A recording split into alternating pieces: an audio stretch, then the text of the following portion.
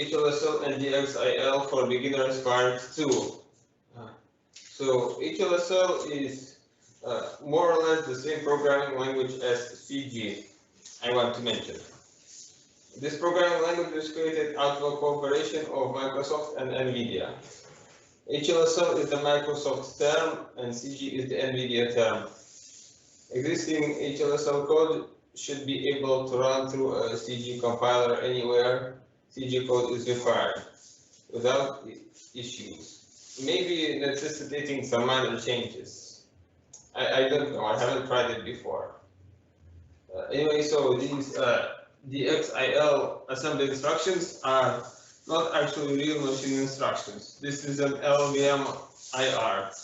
Most likely the GPU isn't implementing these instructions directly. DXIL code is an intermediate stage that the driver is compiling down into an even more low-level set of instructions. Although counting DXIL instructions give you a rough estimate of the program's computational complexity, it's not an exact one.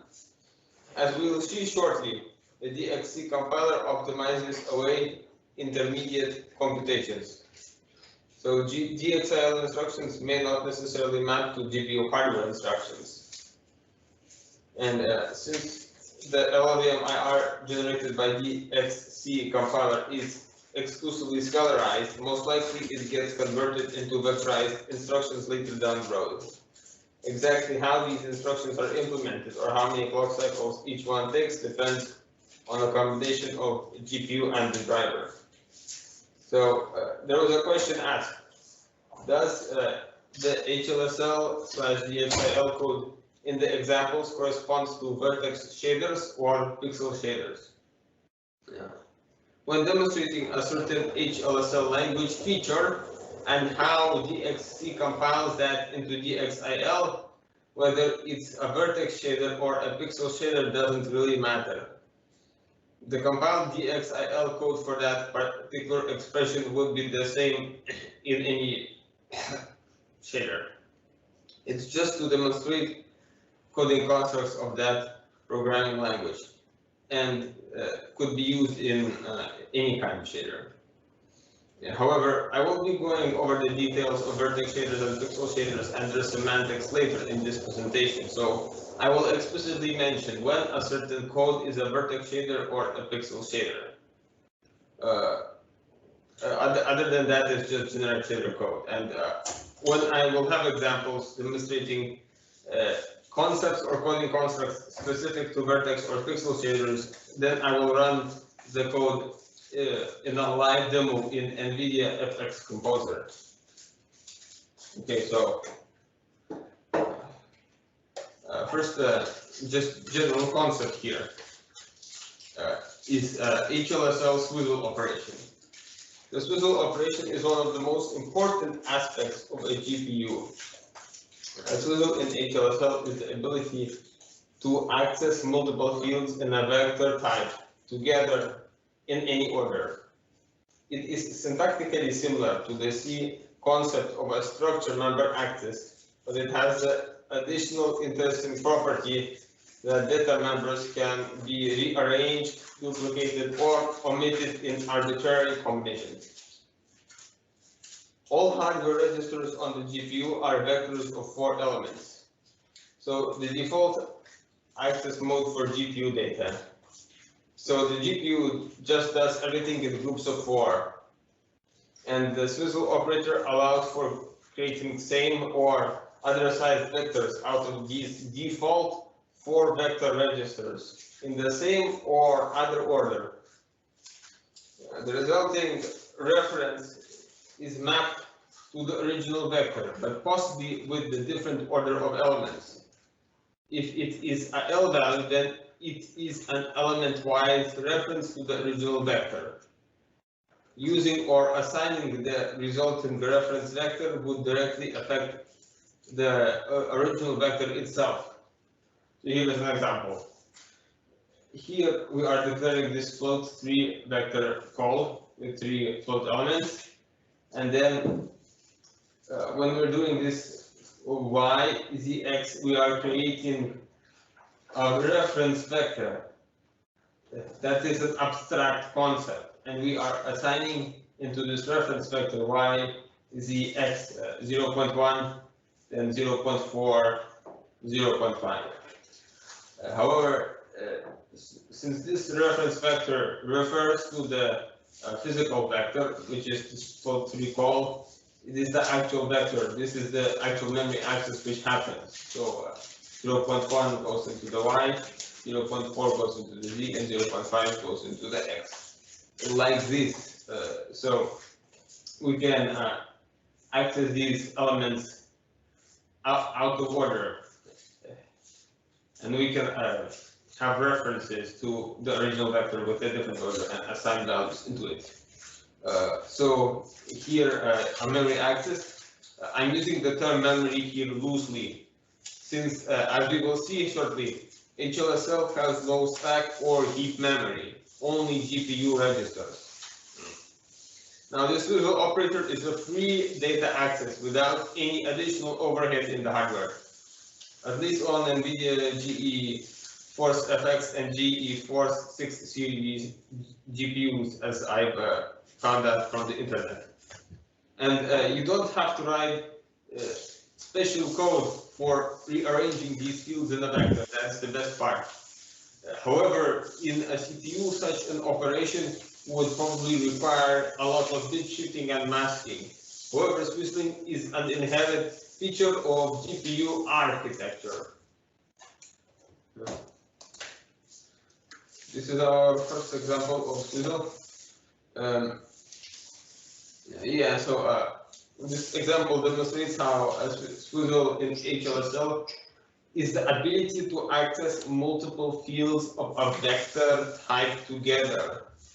So here we are having float to vector first with value 0.2, 0.8, float to vector second, value 0.1 and 0.5, and then this out.color gets the first two elements are assigned second dot y x, that's y 0.5, second x 0.1, and then we have first dot xy, so that would be 0.2 and 0.8.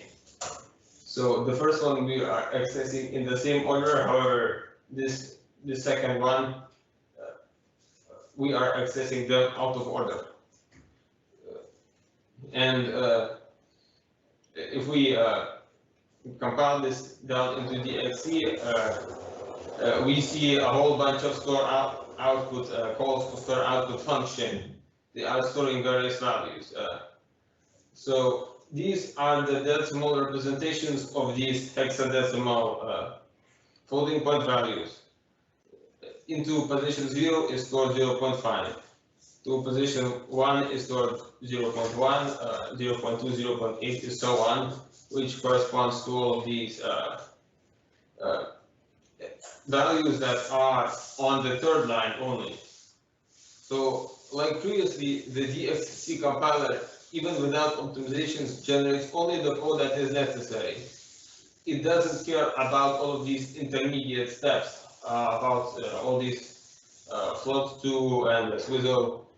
It only cares about the value that gets generated in the end.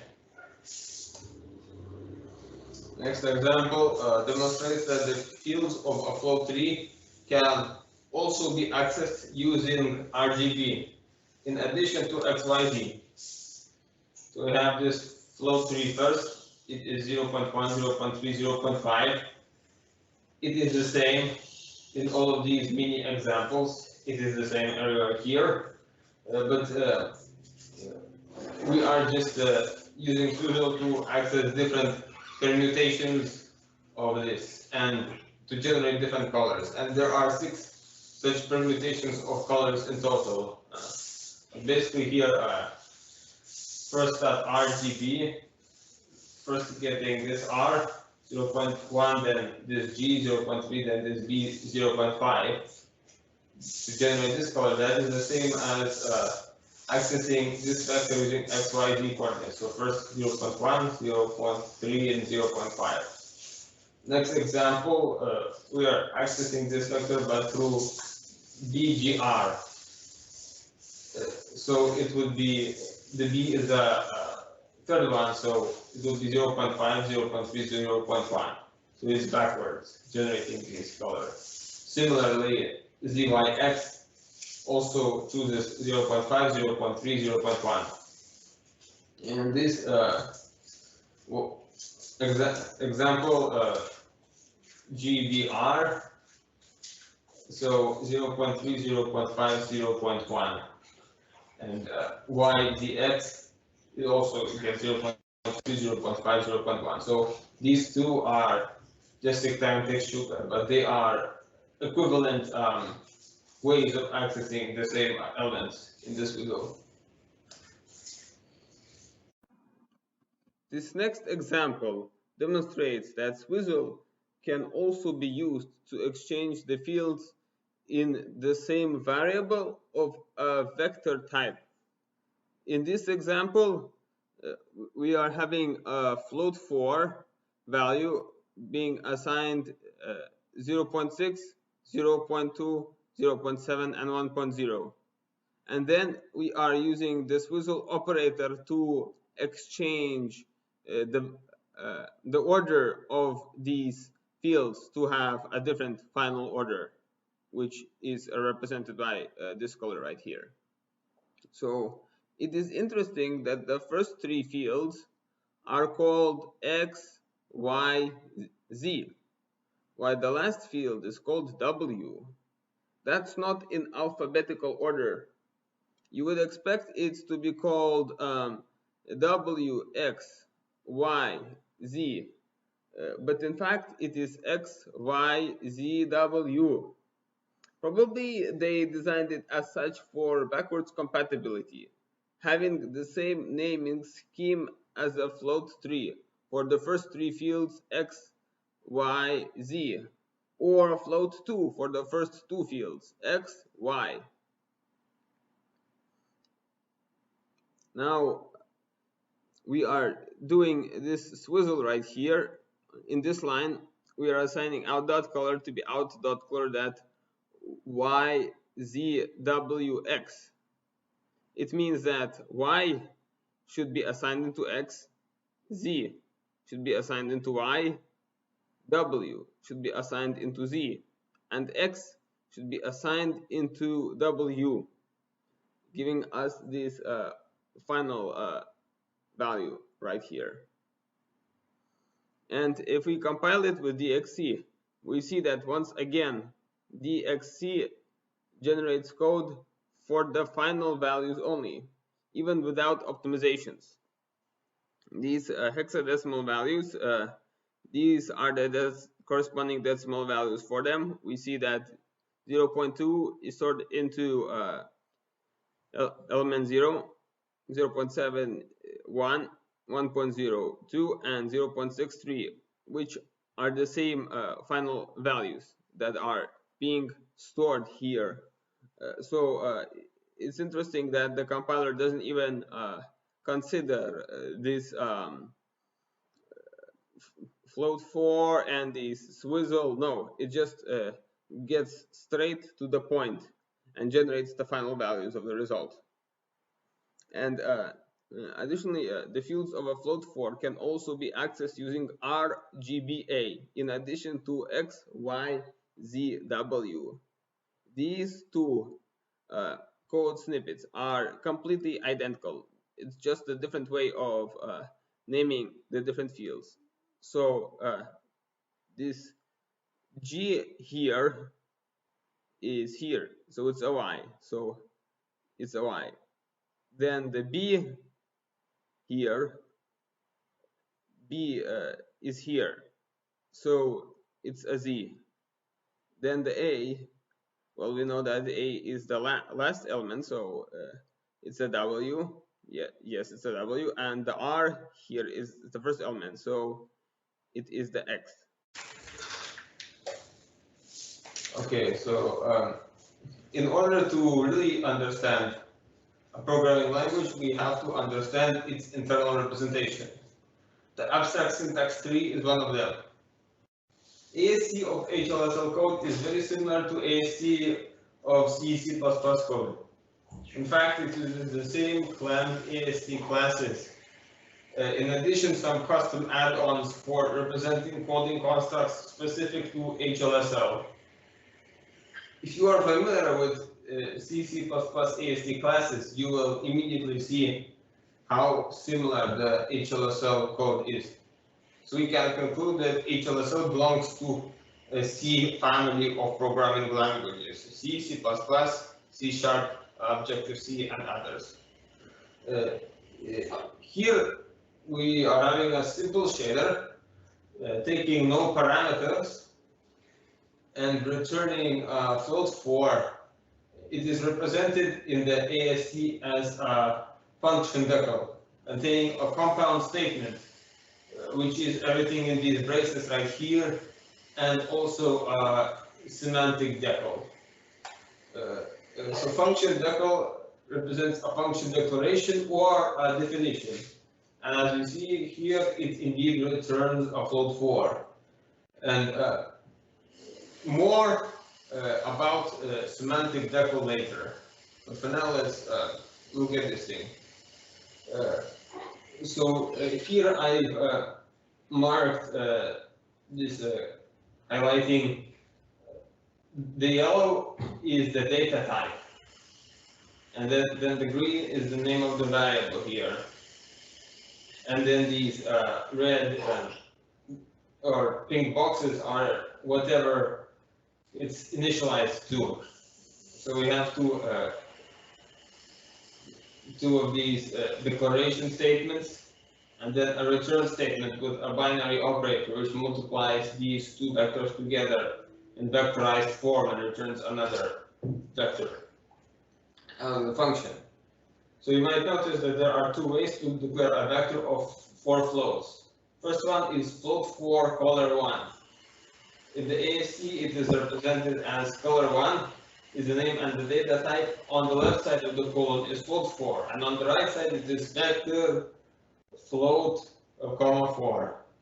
And the second way to declare a vector of 4 floats in the HLSL code is just writing vector float, 4. And in the AST, it is the name of the variable, and then on the left side of the column, it is vector float, 4, and on the right side also vector float, 4. So they may look like completely different data types, but they are in fact the same data type under the hood. On the left side of the column is the name of the data type as it appears in the HLSL source code declaration. On the right side is the actual data type. So we can conclude that float 4 is merely a syntactic sugar for vector of float, 4. This vector float, 4 is the canonical way to declare a vector of 4 floats. Also, in the binary operator, in the return statement, when each variable is used, it is a decal ref expression. We can see what was their declared data type and the actual data type here. So for color 2, we can see the declared data type is this one, and for color 1, the declared data type is float 4, but they have the same underlying canonical data type, and because of that, they can be just multiplied because they are the same data type. And the resulting data type of the binary operator is defined as a float 4. So the float 4 is on the left side right here. It is not declared as a vector of float, 4 because the shader function PS main returns float 4. So even though the declared data type is different, we want to know what is the canonical data type. Because the canonical data type is the same, then this expression works. So in these two This is not a binary operator assignment statement in this case. It's a decal statement, a declaration. On the right side of the equal sign, we are having float 4 in parentheses, and inside of it we have an initialization list. This is an init list expression. Yeah, so each of the parameters to that initialization list expression is a floating point literal inside of an implicit cast expression. So if we take a look at this initialization list example, this one is 0.5 and 0.2, 0.9, and 1.0. So we form this initialization list. The float 4 inside of this in rectangle is a CXX functional cast EXPR, the same as a C++ style functional cast. For example, we can do in parentheses. So this is float 4 parentheses. So C++ functional casts are intended to match the syntax of class or struct constructors in C++, but they are also using HLSL because HLSL has a similar syntax. Yeah, so now what happens if we just remove these functional cast expressions? So the float 4 CXX functional cast expression is not really necessary. You could, for instance, just initialize both of these same forms of the vector just using a braced initialization list expression, and it works. So if the init list EXPR and the var default have the same data type, as we see here, they have the same data type, then a CXX functional cast expression is only optional. We can get rid of it. So for this one, because the color 2 is declared as a vector of float, 4, its initialization list also has the same declared data type. Where since the color 1 has declared data type of float 4, the initialization list expression's declared data type is also a float 4. Now, if we go back, both of these initialization lists have a declared data type of float 4 because they are inside this CXX functional cast expressions. Yeah. Okay. Next slide. So in HLSL we can declare vectors, but we can also declare arrays. So what is the difference between a vector and an array? In HLSL, vectors and matrices can only have a fixed size, up to 4 by 4 only. So if you try to go over 4, you will get this error. We try to declare a vector of 9 floats and it doesn't work because it says invalid value. The valid range is between 1 and 4 inclusive. Yeah, so why is that? That is one of the main differences between vectors and arrays. You can create arrays of arbitrary sizes, but not vectors. Vectors are considered as intrinsic data types, whereas arrays are considered as homogeneous collections of data types. Here we are declaring an array of 9 floats, and we have an initialization list.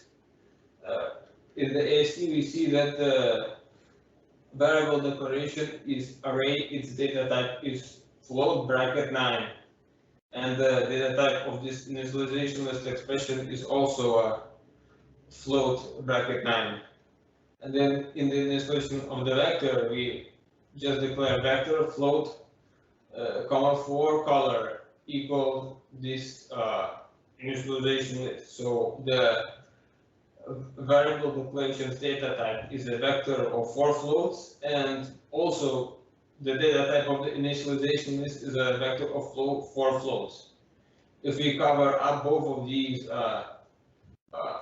variable declarations for a moment, we just look at the initialization list. They look similar, but the data type of the initialization list is not determined by the initialization list itself, rather it is determined by the whatever they are being assigned to. Is it an array or is it a vector? Yeah, so here is a subset of the syntax specification for variables in HLSL.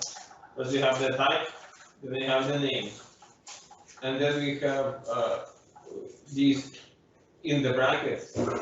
It means that they are optional. So after that, we have an optional index and an optional initial value followed by a semicolon. An intrinsic data type comes before the variable name. And the optional index is used if you want to create an array. Since vector float, 4 is on the left side of the name, it is treated as an intrinsic data type, just like int, which is also demonstrated that you can create a vector of a fixed size only. So you can have a limited number of vector data types versus arbitrary arrays of these data types. Another difference between arrays and vectors is because vectors are intrinsic data types, arithmetic operations can be performed on them, resulting in vectorized operations for every single vector element. Since vectors are also an intrinsic data type, you can also create arrays of vectors, then assign each element in the array, which is a vector, separately. So here, this line creates an array numbers with 5 elements, and each element is a float3 data type. We can see in the var decal numbers, the data type of this array numbers is float3 bracket 5. Then we have access each element in that array individually and assign a vector into it. So these two binary operators right here correspond to these 2 lines. The binary operator consists of 2 parts. The left side is a L value of type vector float, 3, L value. The operator brackets almost always generates a L value, and this is where we store the float3 into. So we can indeed see that is the data type of each element in the array. Now, these numbers here, as we see here, this is a declref expression to the original array. This numbers is L value of type float3 5, which is an array of 5 elements, vectors of 3 floats each. And then we have an implicit L value to R value conversion of numbers, because it is used in the array subscript expression. And we know that in an array subscript expression, the name of an array is the starting address of the array. And this integer literal right here is added onto it to give us the address. That's why we are converting the L value to the R value to enable address computation, producing our final address to dereference, which is a L value memory location of that particular element. And it so happens that the element is actually a vector. Now the right side of the binary assignment operator is a C++ functional cast expression creating an R value of type vector float comma 3. And it has the same init list expr containing all the initial values as in the previous example. And it is an R value because it is not marked as an L value, unlike the array subscript expression here. This array subscript expression is marked as L value, whereas here we don't have an L value. That means that it is an R value. It is an R value because we are taking it and we are assigning it into the L value, which is one of these array elements. Okay, next example.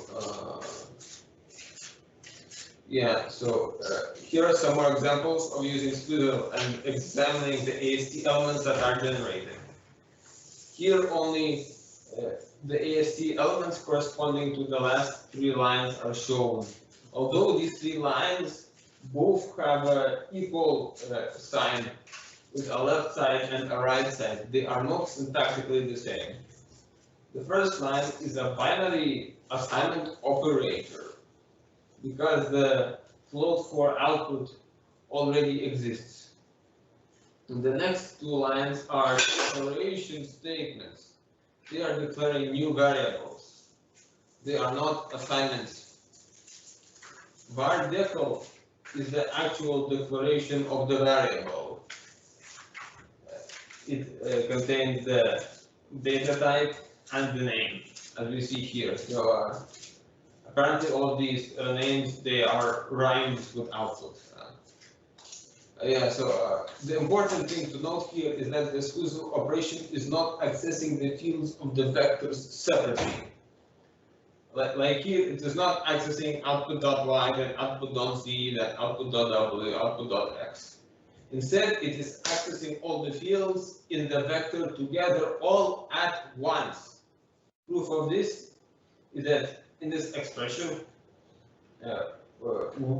on the right side of the equal sign, we are having the output, and on top of that, we have only a single HLSL vector element expression. This is similar to a member access expression or member expr. And its result is a single vector float, comma 4 L value, not just several disjoint floats. The fact that it is an L value implies that these fields in the vector can also be stored too in that same order.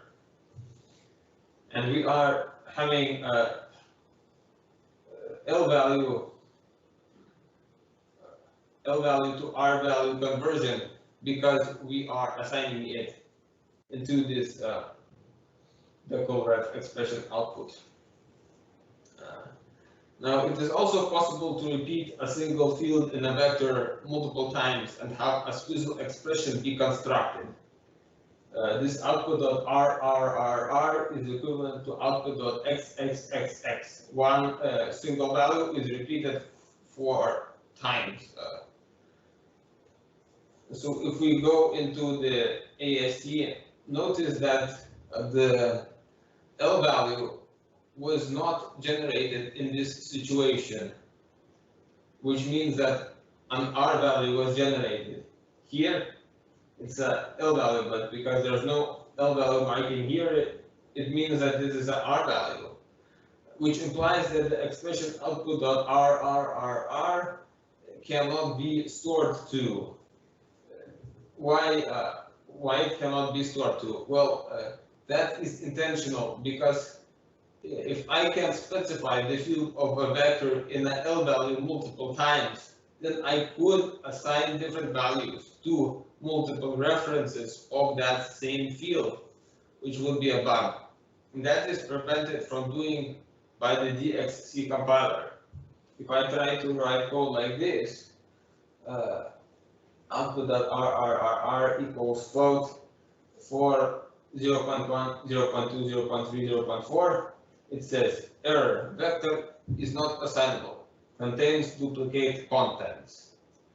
It's because it's not clear. Do I assign 0.1 into the R, or 0.2 into the R, or 0.3 into the R, or 0.4 into the R? What will be the final values? Undefined. Yeah, and also, as demonstrated in the output.xzy squizzle operation can also be generated for the vector of float with 3 elements. Even though output is a float 4 vector in the AST, we can use the squizzle operation to generate a vector of 3 floats out of it as well. So it is an L value which references those exact 3 out of 4 elements in the float 4 variable output in that exact order.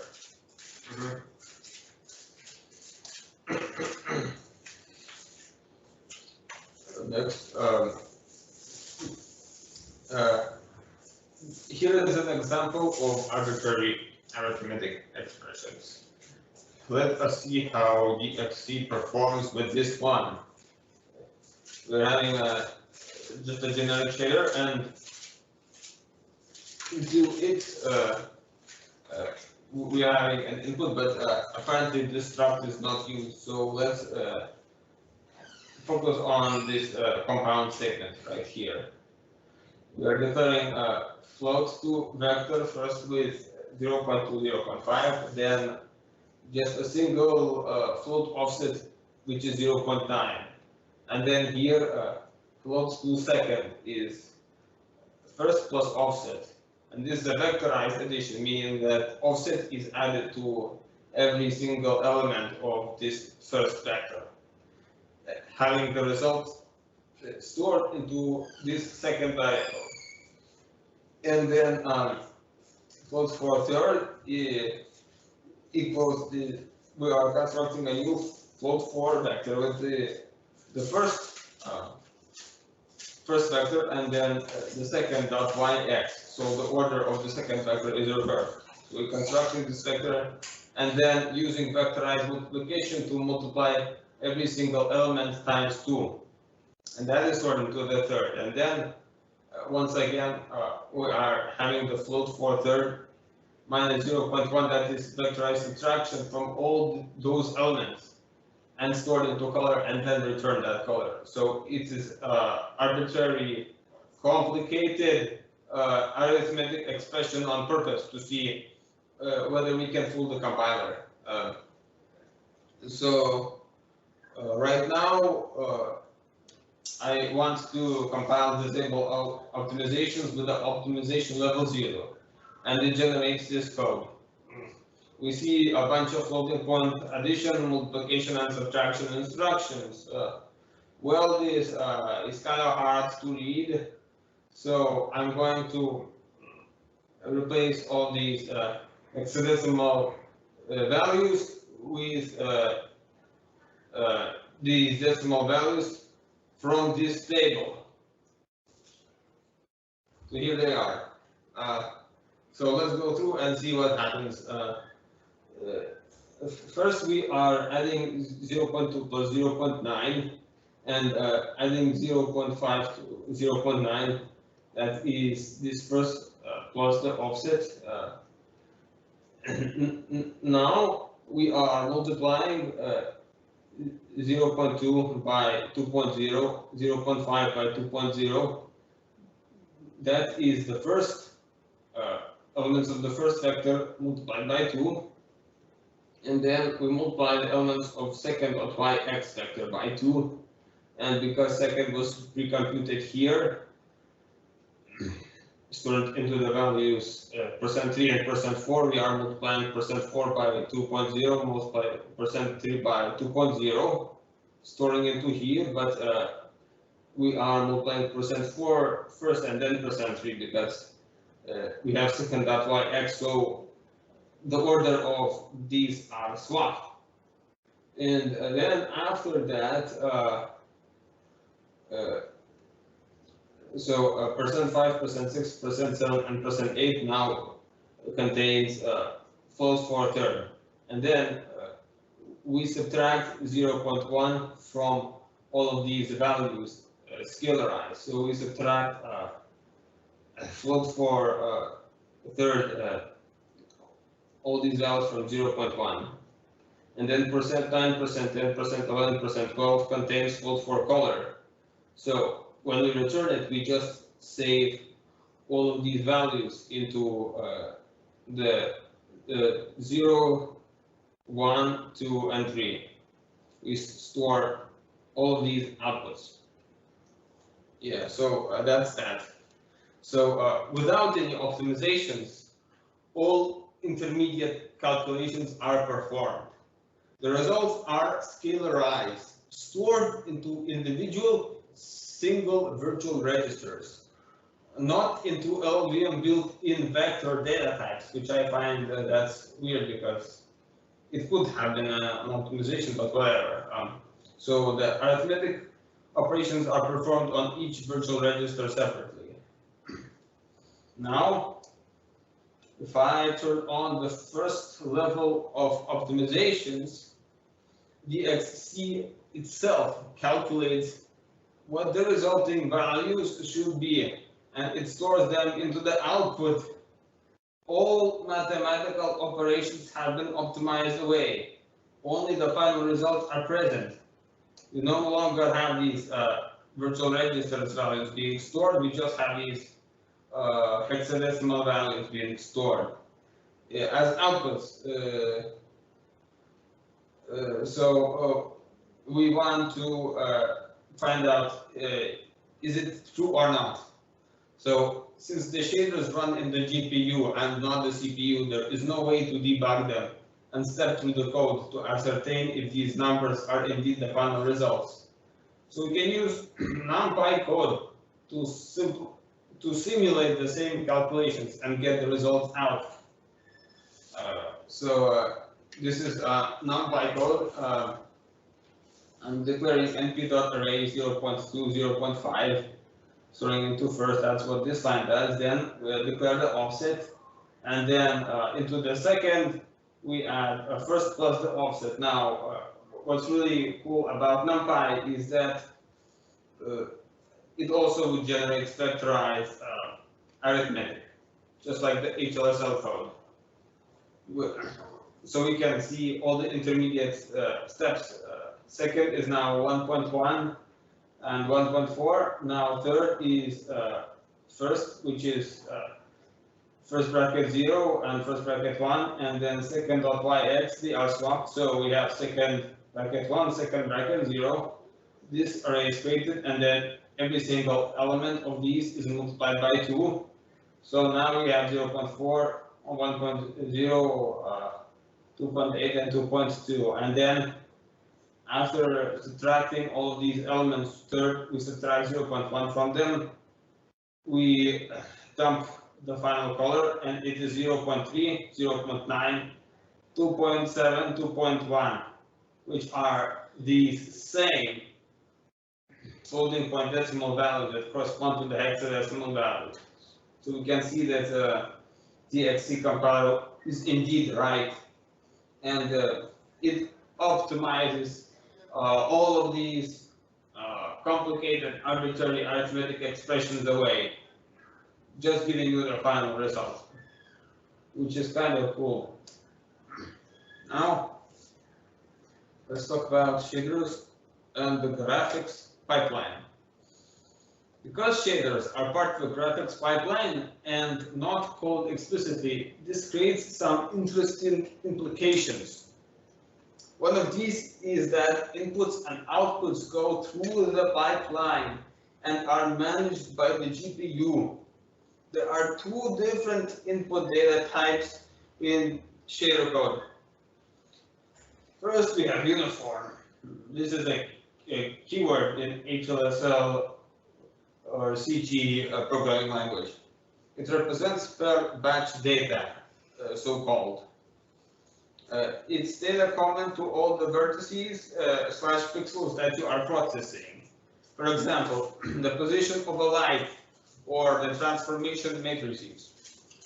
And all this data stays constant for all the vertices or all the pixels in a given frame. It doesn't change per input element. Global data does not change per vertex. It is outside the scope of the shader function and accessible from all shader functions and helper functions. And it is defined at the beginning of the shader code. So the values of the uniform variables are set by the C++ CPU code of the graphics app itself or by the graphics API, which is DirectX. These uniform values are typically stored in a constant register in the GPU. For example, C0, which is a read-only register. And they are unmodifiable. Now, you don't need to explicitly write uniform in the source code if you are declaring them as global variables outside the scope of any functions.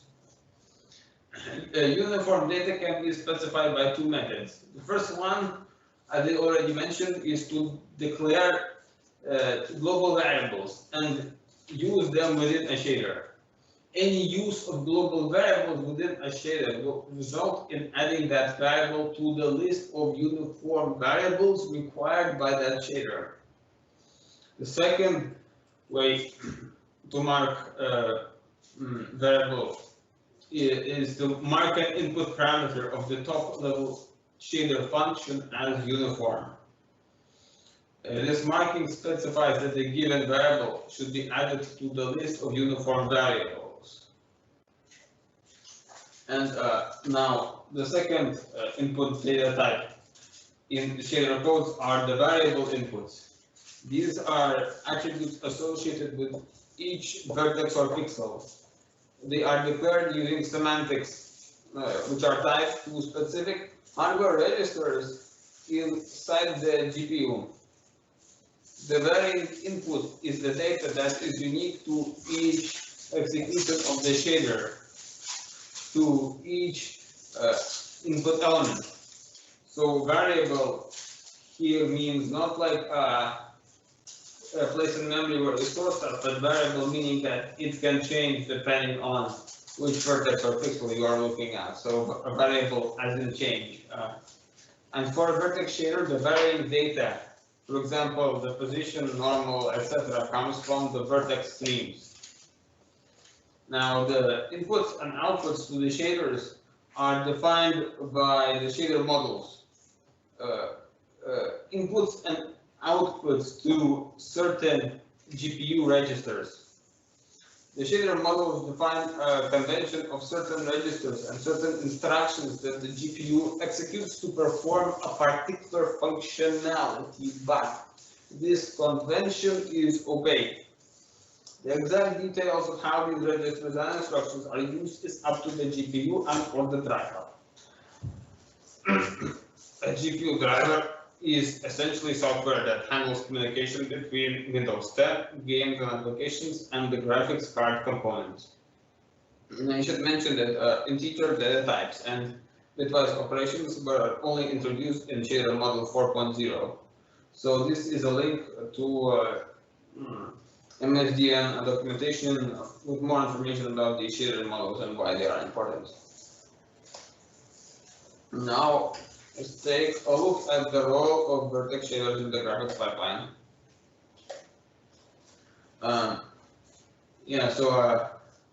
Vertex shaders has several main functionalities. First one is to transform 3D coordinates from world space to 2D clip space, also known as screen space. The second one is calculate per vertex lighting, maybe for Gourard shading. Third one is moving vertices around for special effects such as water rippling. The inputs to a vertex shader are per instance data or per vertex position.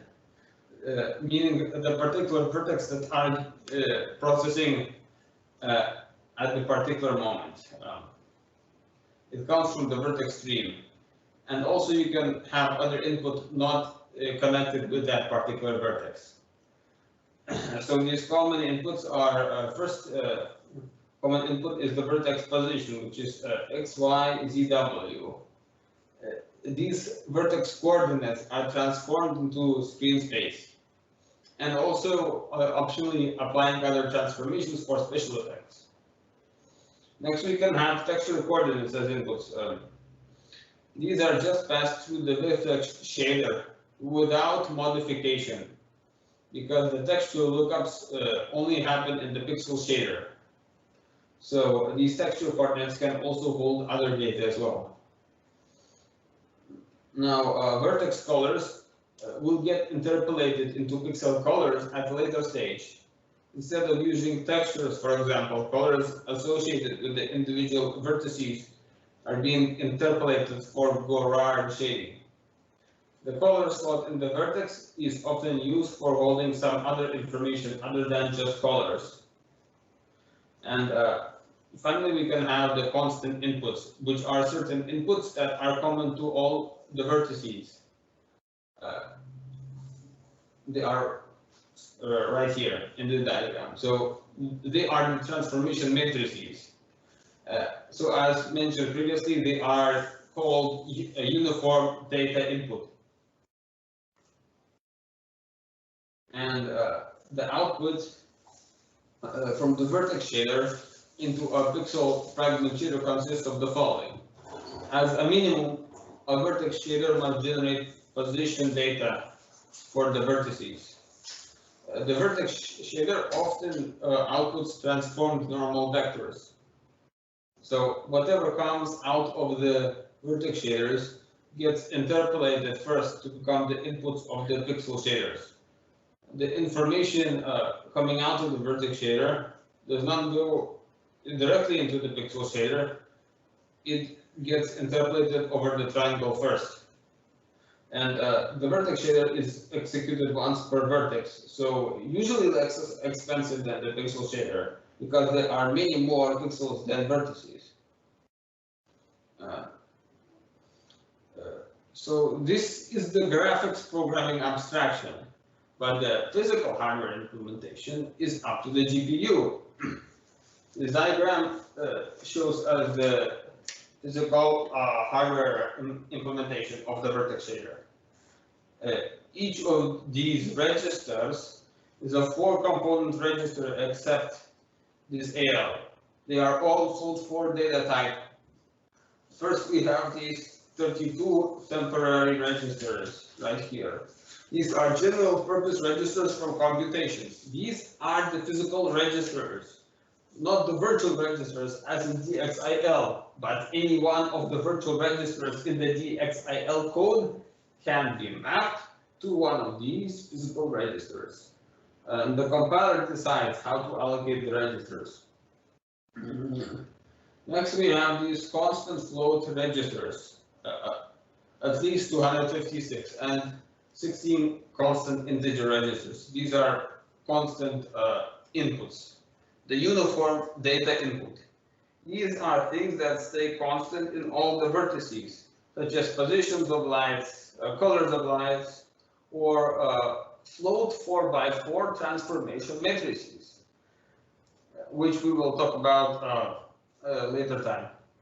So since each of these constant registers right here is a 4-component vector, float 4x4 matrix only takes up space of 4 such registers. These registers are unmodifiable because modifying a uniform data would mean it is no longer uniform across the shader's execution. Then you have these 12 output registers. These are specific registers which are meant to store specific output data. For example, output a position that sorts to a hardware register that has a particular meaning. Which specific output register is used depends on the semantic declaration attached to the data member of the output struct. Semantic declarations bind data members to registers. Since there are only 12 output registers, it also means that the output struct can contain a maximum of 12 float 4 data members. And then we have the 16 vertex data registers. Self-explanatory. Data about vertices in the 3D model. These vertex data registers come from higher up in the graphics pipeline, perhaps specified by DirectX app as input into the GPU front end. So, important thing to sorry to interrupt. I need to drop off for another meeting. Sorry. Yeah. You can continue, like, if you have a few more slides to wrap up. Okay. Yeah. Thank you. Bye. Okay. Okay. Anyway, if you notice, these are all registers that the vertex shader can access. There is no memory available to the shader program itself in the GPU model. This is not counting input, output buffers. There is no stack for recursive function calls. All the functions are in lines. There is no heap for dynamic memory allocation. We only have these input output buffers which are accessed through these registers right here. Now, this is a very important register. This is where the texture coordinates for the pixel shader go. If you don't need textures, it is fine to occupy this slot with some other data. These are just conventions, not hard rules. Other data such as normal vectors for calculating the lighting in the pixel shader may be placed here. Repurposing that text register because we can take advantage of the coordinate interpolation algorithm implemented in the GPU hardware, which gives us a performance boost. And since this is a pipeline, any data that the pixel shader needs to access must also go through the vertex shader first, because the texture mapping is done in the pixel shader. But we have a certain graphics pipeline that must be followed.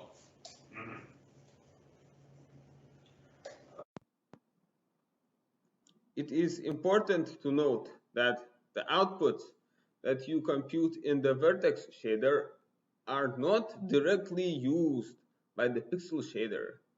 They get interpolated first for all of these pixels that get created. A bunch of vertices, a big buffer, is sent to the GPU.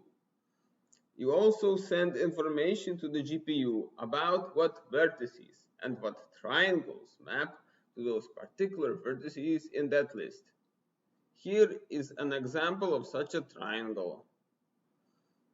Coming out of the vertex shaders, the vertices are reassociated with particular triangles after processing. Then, interpolation hardware in the GPU generates all the data that is passed into the pixel shaders. Interpolation means finding an intermediate step, transforming discrete inputs into continuous ones. If the vertices are having some color information associated with them, interpolation finds the individual values of the pixels in between the vertices. This is accomplished by representing the vertex colors values as points, tracing a line between the points, and finding an intermediate value which lies on that line. Now, sometimes you would have colors associated with the input vertices. You can interpolate between these colors in a triangle to get the pixel color. Vertex colors are not used very much because that color information often comes from a lookup into a 2D textures instead. So these registers might be used to hold some other non-colors related data if you want, and have it interpolated as well. Now, a use case of interpolation. Per pixel interpolated data for textual coordinates. Interpolation hardware in the GPU generates all the data that is passed into the pixel shaders. For example, an interpolated normal vector to do per pixel Phong shading. Texture mapping happens in the pixel shader. Look up the appropriate texture color for that particular individual pixel. In that case, your vertex shader will return some texture coordinates that will get interpolated by the interpolation hardware and then passed into the pixel shader. So this is not only for vertex colors, it can also be used for vertex textures. The role of input and output struct in all of this. So input struct, as this comment says, is the input from the application. It contains the vertex data from the CPU, the graphics app. Just like the input matrices that we will see, the fields of the struct usually have mandatory semantic bindings specifying what data the graphics app, such as FX Composer or 3ds Max or DirectX Game, should be put in which fields. This is because the HLSL programmer wants to have a flexibility of specifying their own input and output structures, rather than having to put up with fixed format structures.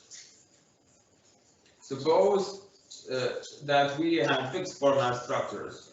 One implementation would be to put all the possible fields that you would ever need in the structure. What if you only need to use several few fields? If you are not using all the other fields, you don't need them. So we are having wasted space here. Instead, it was chosen to have semantic declarations attached to each of these data members, specifying exactly what are the different kinds of data that are sent from the GPU front end we want to associate with each of these variables. So you can't just write anything what you want. They have to be a certain keyword. So here are just some available semantic bindings for the input structures fields. You can have the position, text coords 0 to 7, and the normal, binormal, and tangent can also be used. Now, this output struct, as the comment says, it is the output to the primary program. It goes through here. The output struct holds the data that gets passed from the vertex shader to the pixel shader. The fields of the output struct also have mandatory semantic bindings. They tell the computer which registers or channels, as they already called, to assign the fields to. So these output registers, they can also be called channels. So there is a limited number of registers or channels available to each shader in the GPU. So some available semantic bindings for the output structure fields are position, text coord 0 to 7, and color, as you can see right here. So an important thing about the output struct is that it goes through all of these components, and if the output struct contains the position of a vertex, or the color of a vertex, that actually gets interpolated into the position of the color of the pixel when it is read from the pixel shader. So it splits the data up from maybe just 3 vertices or 3 structs into many of them for every single pixel. So this output structure actually gets interpolated, but that is transparent to the programmer, so we don't see that. Now there is a connotation difference between using input structs and output structs in the vertex shader. For the input struct, the data coming from the CPU into the semantic bindings, then into the elements of our struct, and then we read the values and do some things with them. For the output struct, we fill the values into the fields of the struct. That puts them through the semantic bindings into the GPU registers or channels, and from there the data gets passed further down the graphics pipeline. Eventually it reaches the pixel shader when we treat it as inputs, just like the input struct above, meaning we extract the data values from the fields in that struct. Now these registers are all float 4. There is a limited number of such registers that effectively limits the maximum size that input-output structs can be. If a data member of the structure is a float 2 or a float 3, it only takes up a part of the full GPU register. So having them all being float 4 would actually be more efficient, because then you have no wasted space inside the GPU registers.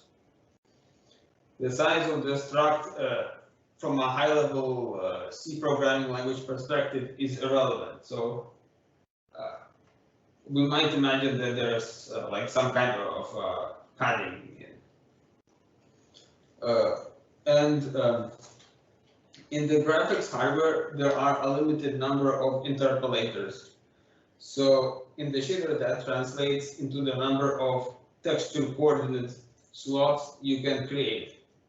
The limit is 8 of them, as you can see right here, but it will depend on your hardware and what shader model level you are using.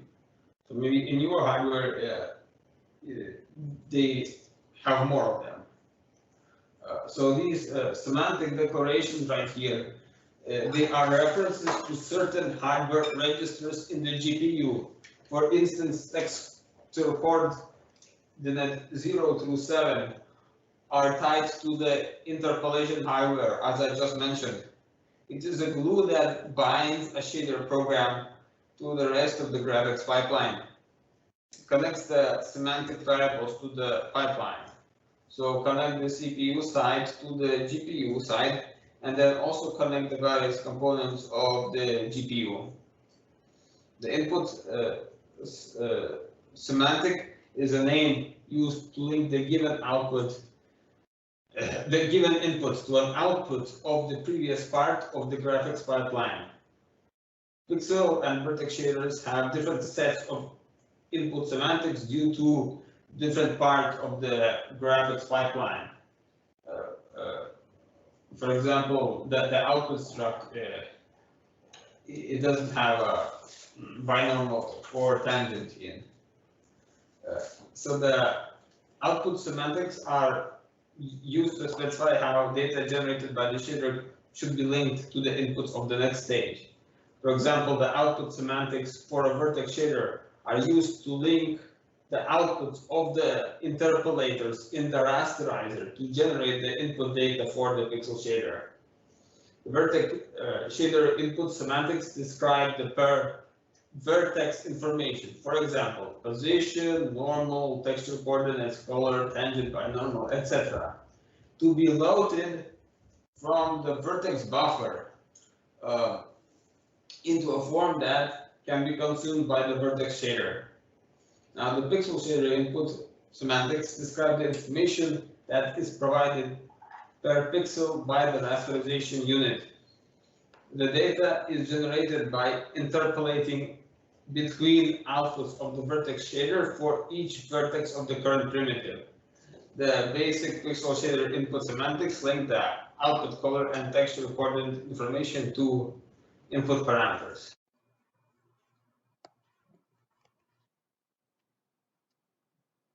Now we're going to talk about pixel shaders. Here are some main uses of pixel shaders.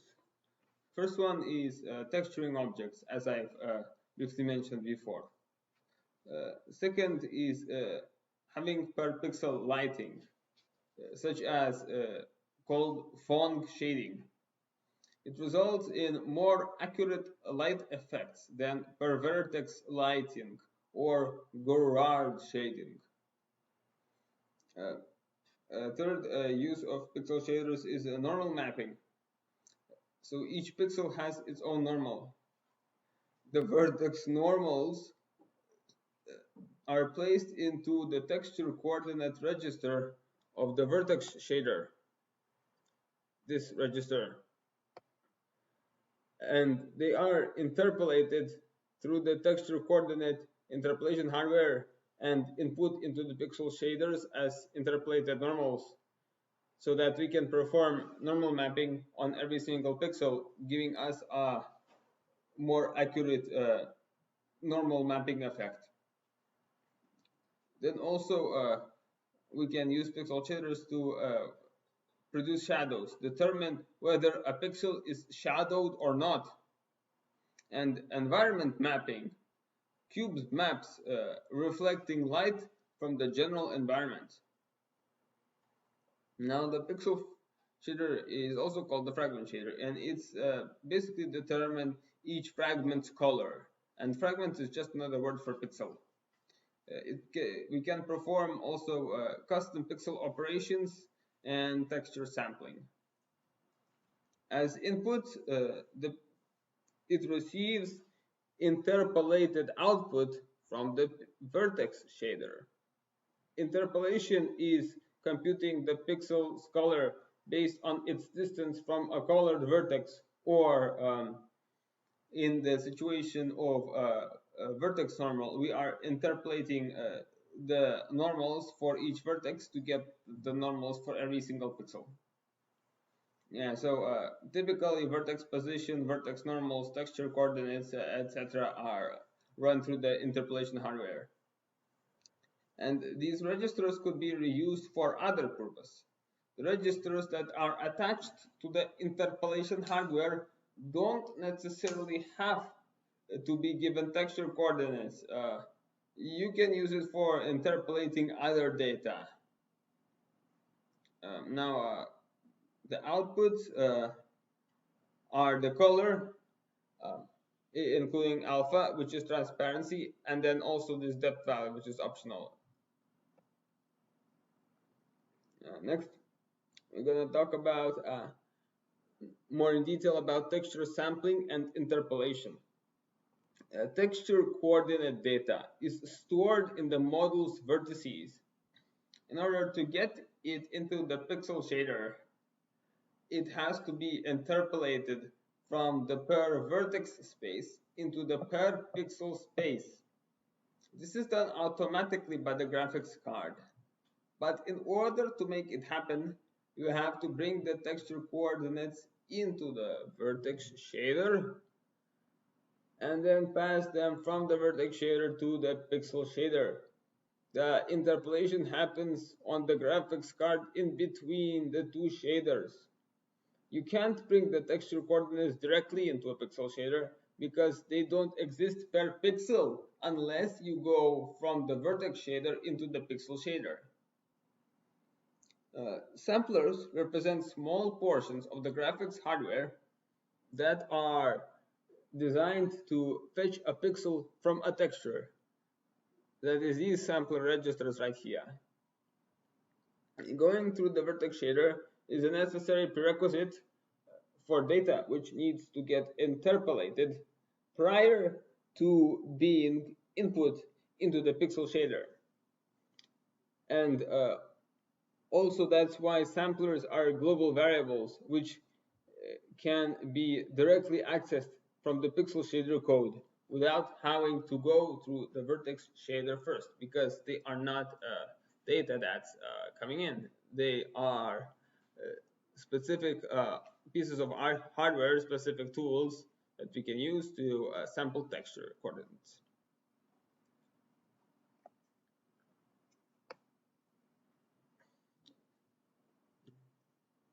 Now let's talk about this diagram describing the GPU architecture of a pixel shaders. Now all of these registers are 4 component vectors. There are 32 temporary registers, just as in the vertex shader.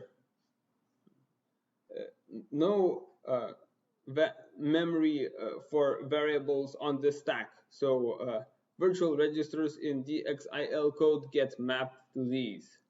And that's where all the variables are stored. Now, these constant registers are 16 ints and 224 floats. Information which stays the same for all the pixels, such as positions and colors of lights.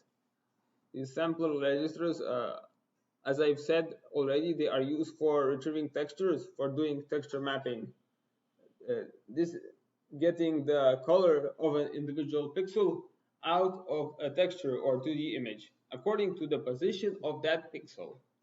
And hardware mechanisms that get data from those parts of the video memory responsible for storing textures, and these are linked to the interpolation hardware.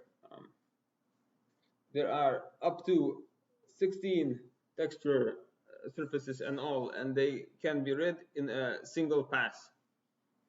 And I also want to mention that they don't have to read textures, just any data that is fit for interpolation, any data that has a per vertex or per pixel meaning can be interpolated and sampled. And the outputs of the pixel shader are the color value that is determined by the HLSL code in the pixel shader itself, and also the depth value, which is optional. It is usually handled automatically, as far as I know.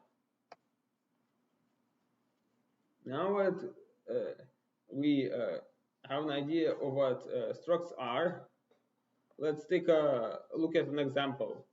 So this example demonstrates using a generic struct inside the shader function. We want to know, is there any difference between using a struct as input-output versus using a struct just as a regular variable in the code? Based on what we know about the computer graphics pipeline, input-output gets converted into load input and store output function calls. Here we have a struct MyData consisting of a float2 pair and float3 triple. And this is just a generic shader function. First thing we do is create a float single with initial value 0.1. Then create MyData data1 object. That's this thing right here. Then assign the data1.pair. It's a float to 0.2, 0.3, and the float3 data1 dot triple member is float3, where the first 2 elements are copied from data1.pair 0.2, 0.3, and the third element is just copied from this single variable right here, so 0.1. Now create another my object of my data struct type, which is this data2. Here it is, but this time the float2 pair is uninitialized.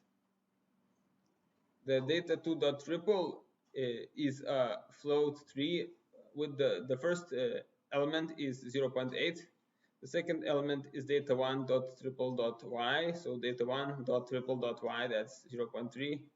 And the third element is 0.1, so 0.1. And then we compute the color to be returned, so that's float4.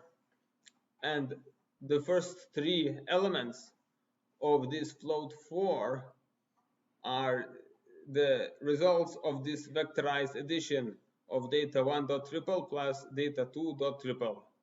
So that's 0.2 plus 0.8 is 1.0. 0.3 plus 0.3 is 0.6. 0.1 plus 0.1 is 0.2, and then the fourth element is 1.0. So when we return the color, we get this right here. So this color is just used for debugging purposes to visually view the float for color. This is just general HLSL code, not for vertex or pixel shaders. It doesn't really matter. Now, we want to see how the DXC compiler deals with such a complicated code. So compile, disable optimizations, and set the optimization level to 0, which generates this code. Now it's a kind of hard to read code, so I will now replace these hexadecimal floating point values with their decimal equivalents from this little table. Now, here they are. What do we see? We are adding here 0.2 plus 0.8 and storing that into %3. Now 0.3 plus 0.3 into %4 and 0.1 plus 0.1 into %5. Well, that is just the data1 dot triple plus data2 dot triple. See, 0.2 plus 0.8 and then 0.3 plus 0.3, 0.1 plus 0.1. These are %3, %4, %5.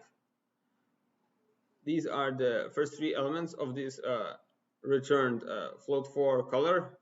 So we are storing 0.3 into the, we are storing %3 into the 0 element, %4 into the 1 element, %5 into the 2 element, and then the 1.0 is stored into the 3 element. So notice that only this final vectorized addition, which is now scalarized, is inside the final DXIL code. None of these structures or floats or any of these like date of movements or swizzles are even in the DXIL code. Even upon compiling with no any optimizations, DXC compiler still gets right to the point. All intermediate calculations and data movements are removed. Only the final step is computed. I assume that upon higher levels of optimization, DXC compiler would just give you the final resulting vector as a series of store output calls without the intermediate mathematical operations. Also, there are no structs in the LLVM IR code, in the DXIL code, as you've noticed. This includes both declarations of structure types as well as the objects themselves.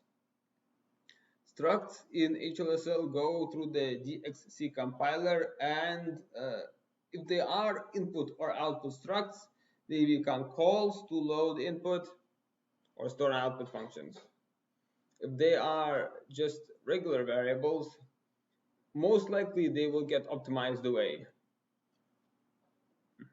So this is a question of equivalent code in different programming languages.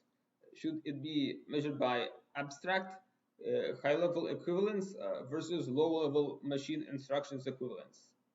I like to think or compare source code in terms of high-level equivalence between different programming languages. However, when it boils down, only the low-level machine instructions equivalence matters, because it is the actual behavior on the code on the machine which will be run. Low-level machine instructions equivalence might not be one-to-one with high-level equivalence of code constructs, and compiler developers might not know the programming language theory, implement non-standard practices, or use aggressive optimizations all which lead to the generated low-level instructions being completely different from the high-level code constructs. So input and output structs or lack thereof in DXIL is an example of such inconsistencies. Since DXIL is just LVMIR, structs are supported, but no, they chose to do without them. This is because, unlike C functions, HLSL vertex and pixel shaders are invoked by the graphics pipeline, not by calling them as functions. The input and output structs are only a thin abstraction layer over the real mechanism used by the graphics pipeline to send input data and get output data from the shaders.